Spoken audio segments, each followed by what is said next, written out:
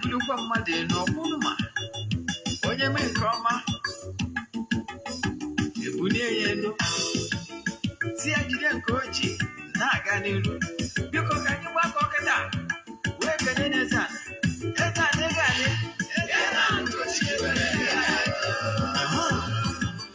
Eze-Ana Ugochi tubelu nwoke ọma na oraifite ego adị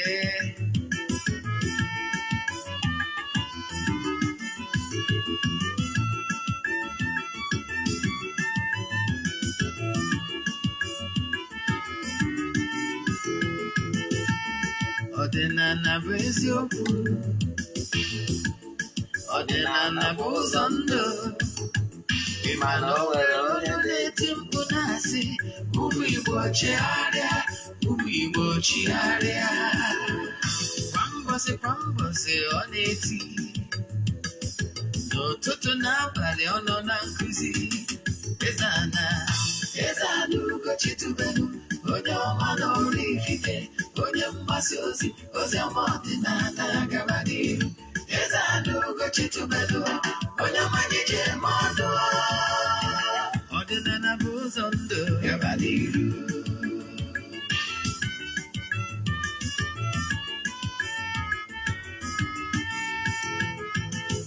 Eze-Ana Ugochi tubelu onye ọma na oraifite onye mgbasa ozi ọma ọdịnala gaba n'ihu Eze-Ana Ugochi tubelu onye manyije eme ọdụ ọdịnala bụ ụzọ ndụ gaba n'ihu Eze-Ana ga-adị Ugochi tubelu ga-adị Ugochi tubelu tempụl ọ ya adị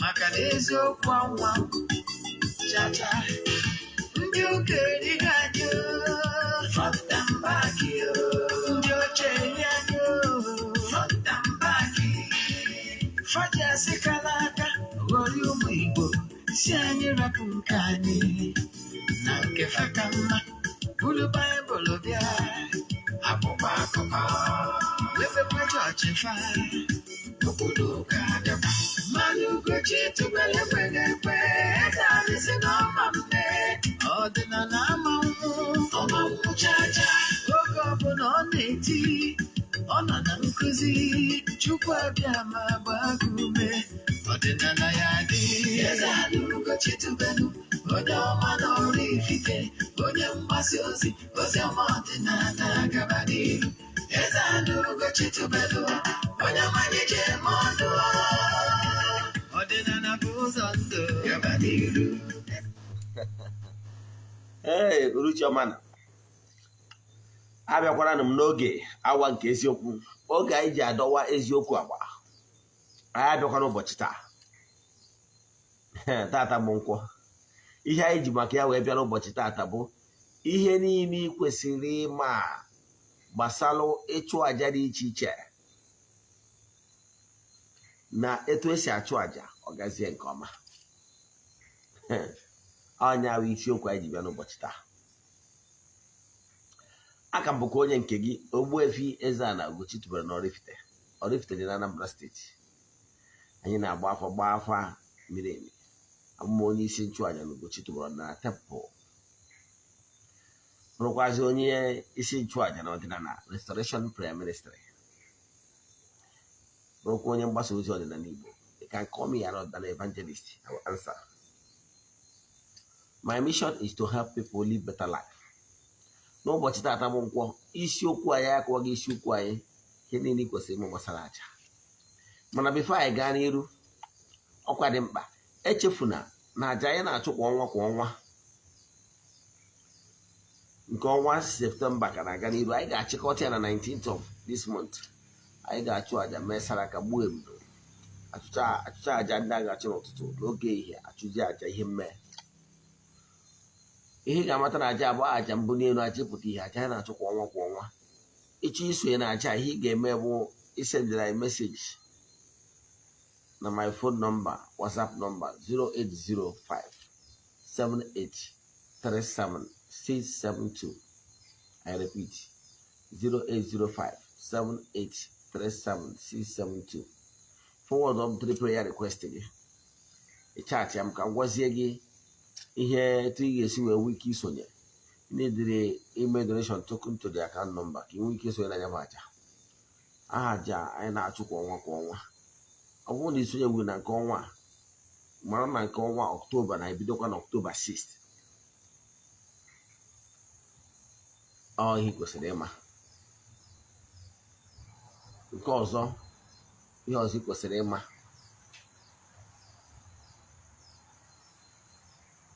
bụ echefuna na ị na-enwe update documentation for the friends of the temple ndị anyị na-achụ aja n'isi ha ụbọchị kwa ụbọchị. Nta niile bụ sọ ndị anyị lụgoro ọrụ so far. Ọha ndị qualified for that. Nke ọzọ si ị kwesịrị ịma bụ na every Wednesday and Sunday anyị ejiri alụ ọrụ. Yes, but Sunday ụbọchị nji ezu ike. However, anyị ana m afụ ndị mmadụ gbaa afa mee canceling ụbọchị Sunday, mana you have to call me to be sure na that particular Sunday na m enwe ike ịfụ gị. Mana ụbọchị Wednesday bụ ụbọchị anyị ji eme canceling proper from 12 noon. However, you still need to call me. Ka mara na ị na-abịa. Achọrọ m ka crowd dị too much more than ndị m nwere ike inyewo adequate attention. However, anyị na-enwe nnọkọ ministration from 12 that day, every Wednesday. Yes, anyị na-enwe ministration kwubi okwu n'isi ndị mmadụ. Ọ dị na administration. Ọ na-aha Chukwu Okike nke pụrụ ime ihe niile ka anyị ji ekwubi okwu n'isi ndị mmadụ. Ka bụ ọkwa anyị amasịgo ọkwa anyị ji maka ya wee bịa. N'isiokwu anyị ji maka ya bịa n'ụbọchị taata bụ ihe niile ị kwesịrị ịma gbasara aja. Ịchụ aja dị iche iche.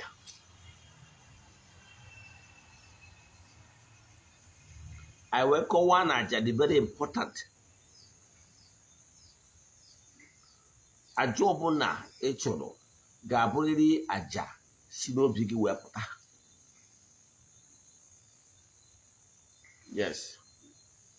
E nwere ụdị aja dị iche iche. Akọwago m ya mana mma akọwakwa taa. Sọ na aja karịrị ọgwụ. Gwakwazie gị na destiny nwere ike ide eme. Destiny nwere ike inwe ide eme. If you don't like what is happening to you right now, it's one. Change your mindset to positive mindset. Then, chegharịa ma chigharịa.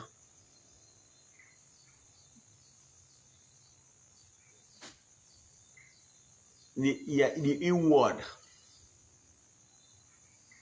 the inner you must be positive, must be with positive vibes. Ma ọ bụrụ na ịchọ ka positivity bụrụ ihe ga na-eme within you. And the only way you ga-esi mee nke a bụ one, by trying to develop yourself using spiritual exercise. I keep saying it because I know the importance of spiritual exercise. It worked for me massively, and it will work for you when things are not moving right for you. Ụfọdụ ga na-akụ ụta, ụfọdụ asị gị na ha na-akụ plate ije kwụ ụdọ. Ịkwụ ụdọ wee coward act. Because over na ịkwụ ụdọ, you will still reincarnate back and still continue where you stop. You will still face suffering. Do you get? If you understand how things work in creation, you will not even consider taking shortcut, because there is so many danger in taking shortcut. Yes, you are playing the unknown zone, and the Kemezioku, you can never solve the problem. life is all about maturity. Why you are here? Yes. Why you are contemplating these things is because you don't understand how things work. Nature program it that every spirit jam, every human spirit, you are here for the first time. Yes, the probably reason why you are here for the first time is this. You were allowed to be here on the earth to mature and become a better person and to benefit the spirit which is the call you. So that in the spiritual world, you will be conscious of you, who you are, and you will be able to contribute your quota towards making a world, entire creation, a better place.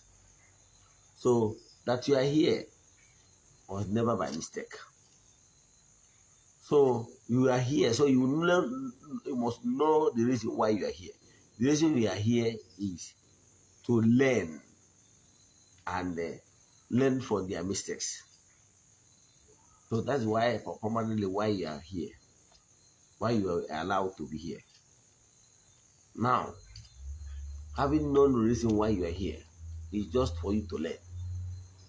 Now, when the word is step by step, you are climbing the ladder. If there is no testing, believe in me, there won't be any testimony. If there is no challenge, you won't be champion. You must face those challenging times. There was a day now when they matter. Now, there were 3 seasons: dry season, rainy season, and harmattan, right? Yes. Once again, nature have already programmed it that way to tell you that even if you look around your environment, you will notice that there is something that is happening during the rainy season. Everywhere we are in greenish leaves, right? During dry season, it will never be the same. So to show you, even in dry season, look around, you will notice that even the trees are not finding it funny. So to show you in creation, you as a human being, you still face that 3 season. But however, how you plan yourself, because in this story, it was that he who does never plan is planning to fail.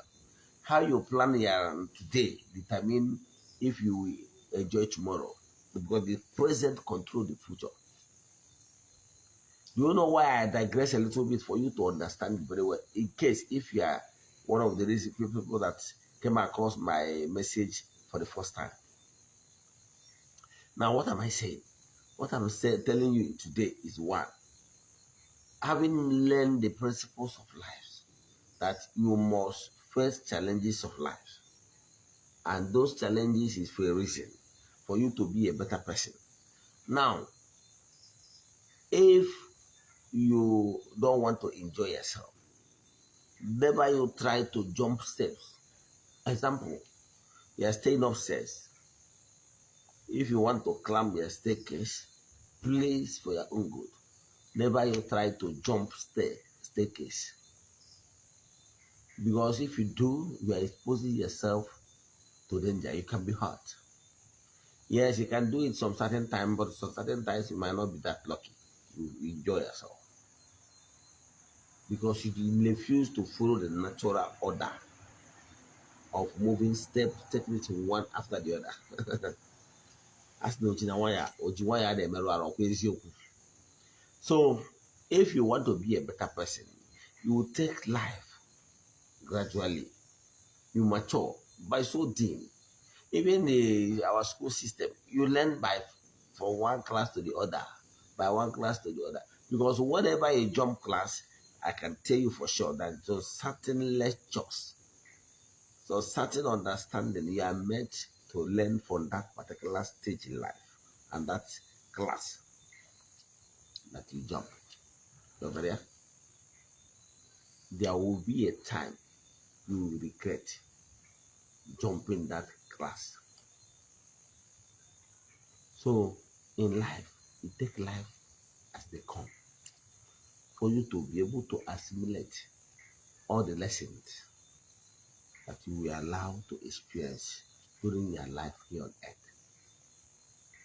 So, but the only shortcut you will use, even when you are facing terrible times, because maybe you misuse the time of good age.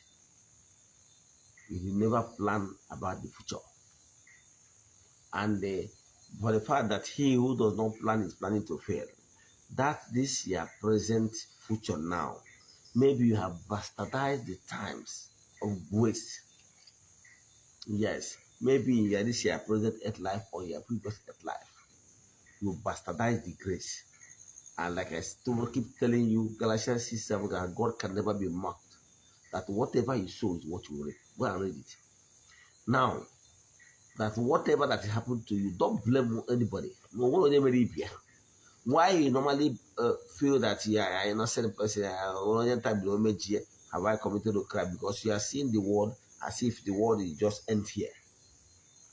In this present earth life, you are just measuring yourself because of this present earth life, right? Yes. But I can tell you, no human spirit here on earth is here for the first time. So whatever that is passing through now is what you deserve, directly or indirectly. What you ask for. So it never be a mistake. So what I'm telling you is that today, since you have known that what you are passing through today is because of your own making,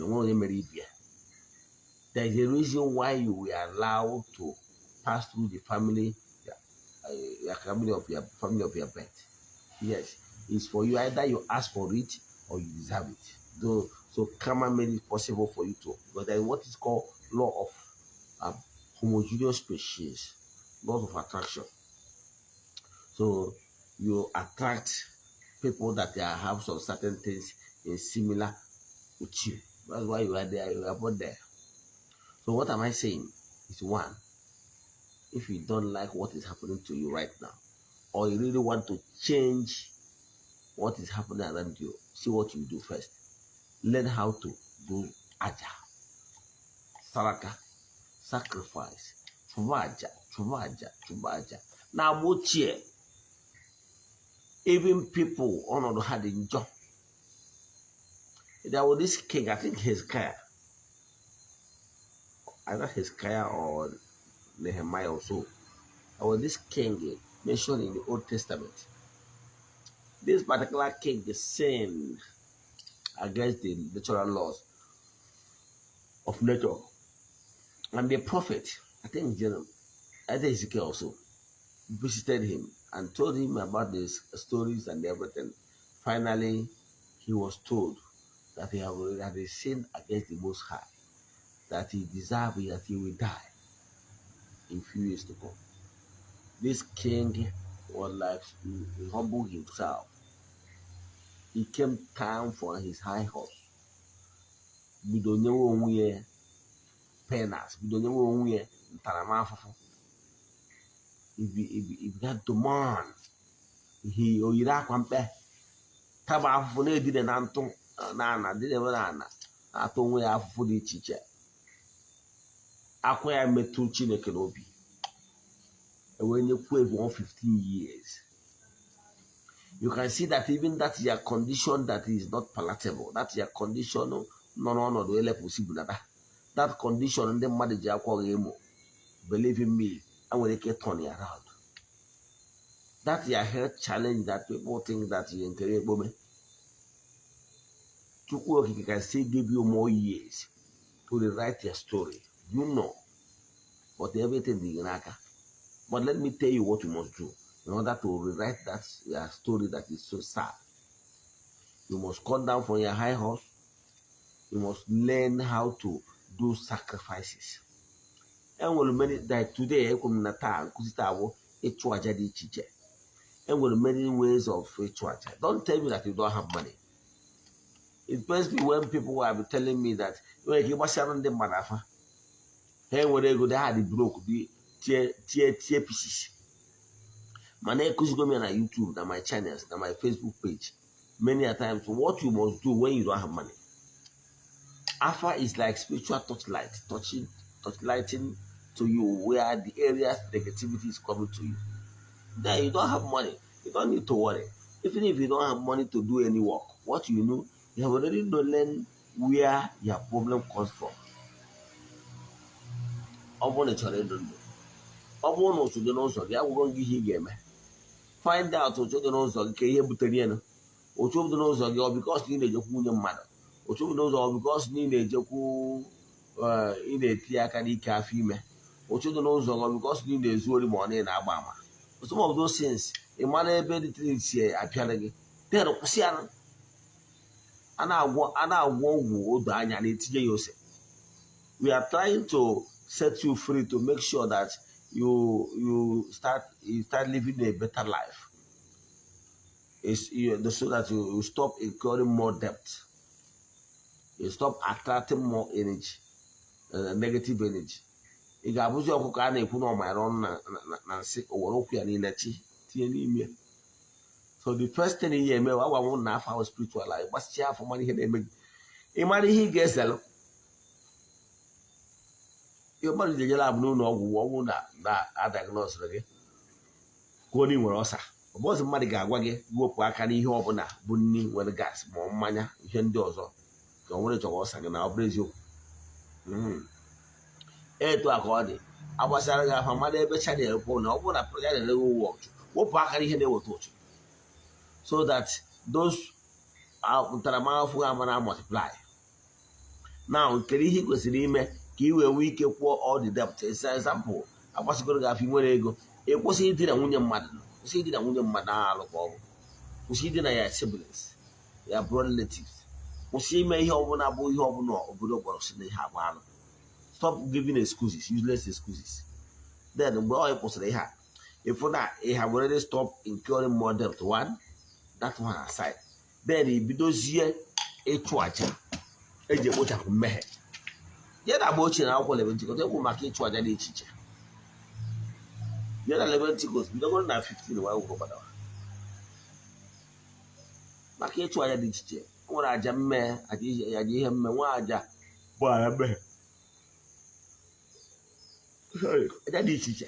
Ịchụkwa aja ịchụ aja bụrụ sọ mgbe ije na be dibịa nye ya ego wee gbuo ọkụkọ ma ọ gbuo ewu. Ọ bụrụ ya ekwu aja ụnụ agbajebe n'ego. Ọ bụrụ ya enweghị ama na soshal midia enweghị ụbọchị one nkụziri ndị mmadụ simple rituals ka nwere ike iji aka nwere ike ma ya ka ọsụ na gị 500 naira ime those rituals on your own, especially when otu anọrọ n'ụzọ maka otu dị n'ụzọ gị otu nwere ike ịgbarụ ya.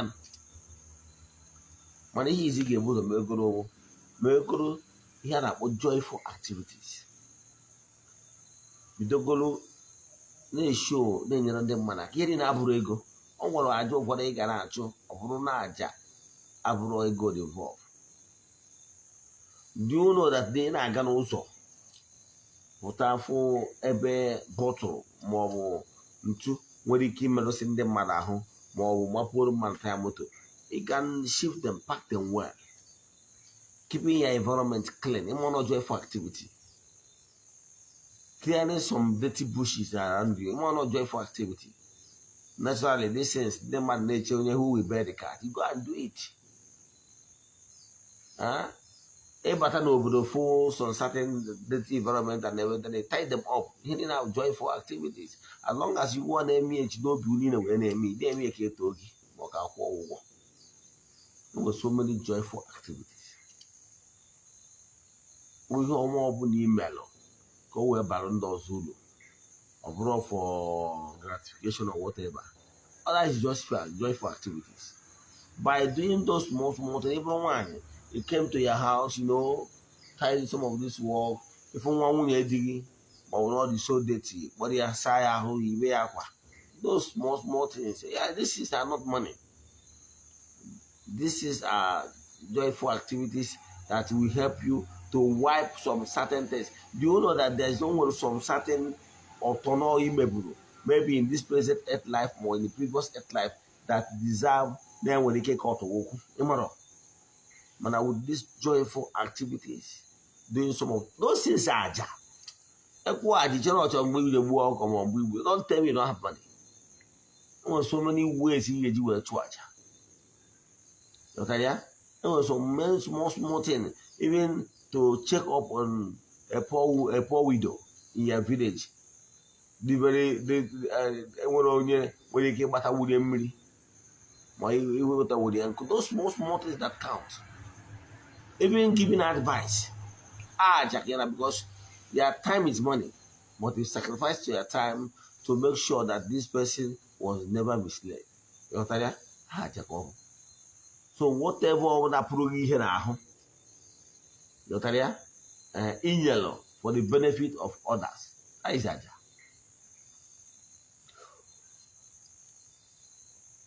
Do you know that now? Need you go to walk 1,000 naira. Go to I can assure you, go to 100 naira. Issue the chaya. You will use that 200 naira for over 6 months. Yeah, but when I pour that into our, yes, because it's money used to buy, get them. Now, when I put that into our, something is going out of you, but they don't care. You are doing it in appreciation to the gods of your land, your ancestors. You know, you go to walk, yes, walk every time. They make a show for Topia Nana, or Chimbiano, Bana Uncle, Topia Omnana, Dichibiana Uncle, Topia. Something like that. Here now sacrifices because I remember when I was small, going to visit my grandmother, as in to stay with her for a while. I find out that every morning she normally get bought this foreign feet for her beds every morning. Before she will open her door, all those beds will be closer to her door, waiting for her to come out.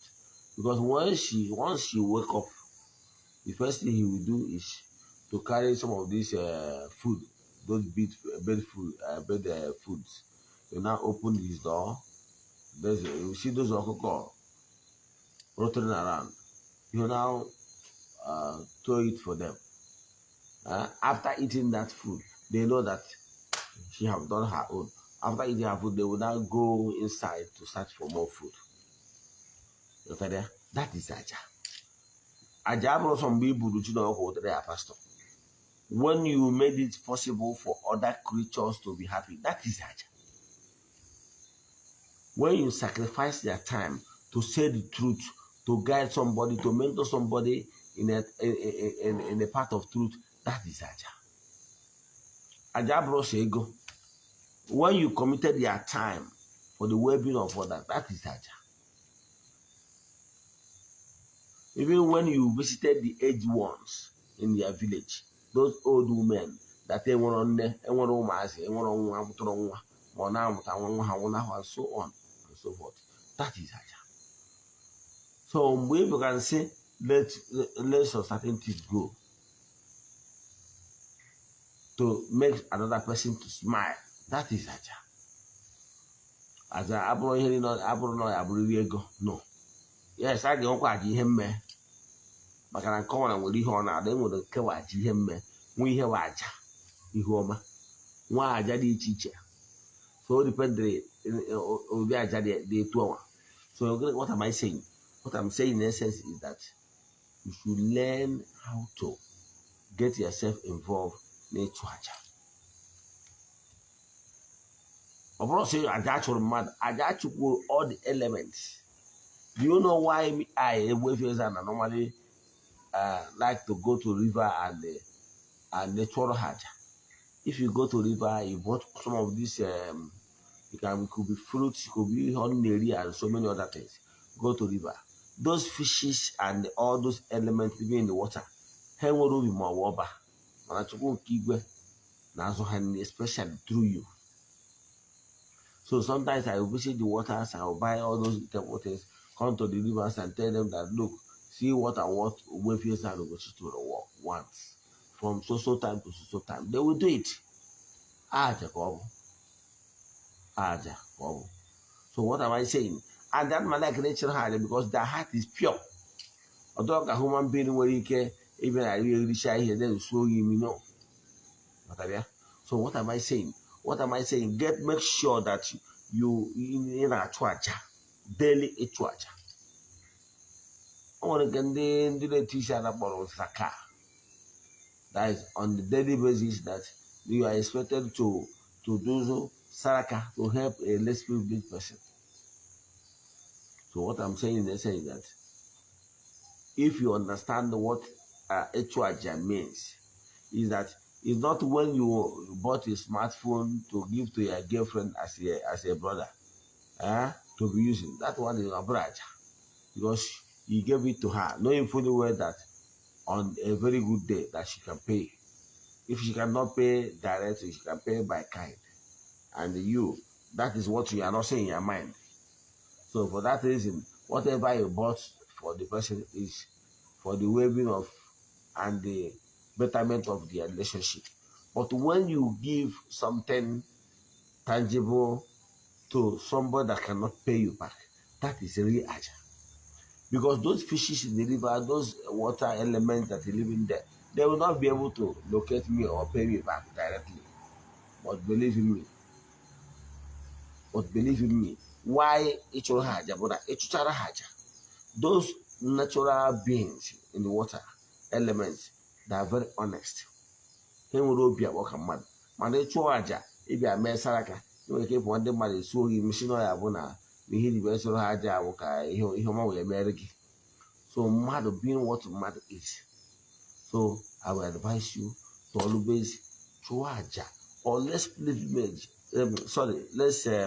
privileged people. Those people that you can give arms to and they will not be able to pay you. That's what I'm talking about. So, bido chubaja, majanke selfless services. Ajakobo. Ajanka many involve your time. Ajanka email to put smile on another person's face. In the temple, I not try to know the teacher, but then in your teacher, and then I follow at various levels. Mandana mero head teacher, especially down where I will be married from one of those open in our point how we go at the drop on care on the quajacob. One the chubaja and I carry over. You need to cannot new walk. Not why you're not room wide and not room mother. You can be you could have drawn nature. What will be needed? I'm not free. Like one Ogbuefi, the man I brought temple for iche-iche. Follow now then I bet through in the mark and one my hard momuka. I do all those things because I know the importance of ichuaja. What I job now, more Ogbuefi choro, Ghana in vain for my emily. On the Dochubaja. Aja, you know that suffering that can take you for 10 years, those suffering can end in 1 year. That will show you how powerful Aja can be. I only want to argue when I'm Kuzi, we hold an Abu Juga or the Danibo. One want to talk about our family. This starts in the way barrier. Send them message in the WhatsApp 0805 78 37 672 0805 78 37 672. Send them message when you're before I come on you, men and gossip, listening all my friends all over the world. They don't know and they don't know. As in the distance I'm away barrier, and they didn't know that the place of my voice. People don't like hearing them. Ask him now how to go to the me hearing. Kajani no nacho. A job on Abuno or John Nacho. Or I live on a fee. Kajono nacho, Kagosi one Maki Hajon Nacho. Keep for my bill alone. I work for 1 night and wife for 1 night. Kego Biarono. No, now we hear you. Now how to go to the me hearing. Ask him, my boy, no Jana. I ban on Eljanana. Let there be massive testimonies. Let there be breakthrough. Let there be depression. Now, how to work and keep me here and you can listen. I can't. Yeah, guys, you know.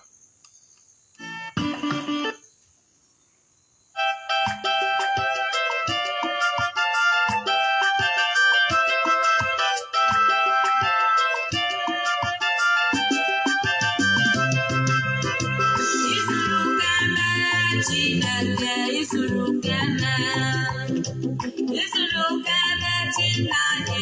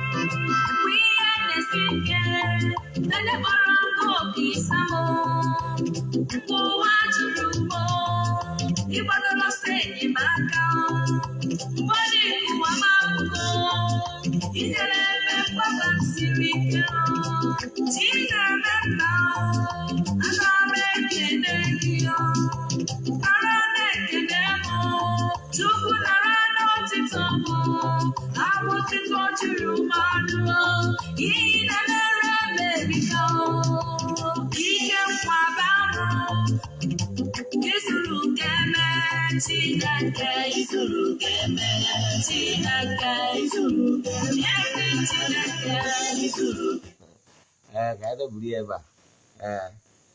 Ihe m na-achịkọwa bụ sonyekwara anyị n'ụdị oge a 8 p.m. tomorrow maka na anyị si olu abata. Enwere interesting topic anyị ga-akụziri tomorrow. N'aha Chukwu Okike nke pụrụ ime ihe niile, ka ụlọ ahụrụ udo ihe anyị eme ụnụ ga-adị ka echi maka na echi adị agwụ agwụ.